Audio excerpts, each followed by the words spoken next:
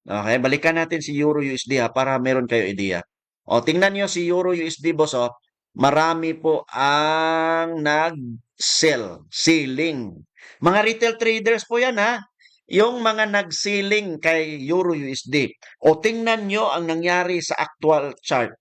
Umangat. Bakit umangat yan? Because sinabi ko na kanina sa module natin na talagang illiquidate yung mga retail traders pag hindi nyo alam.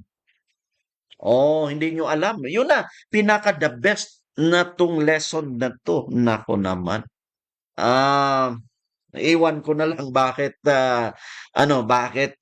hindi interested yung iba. Nako.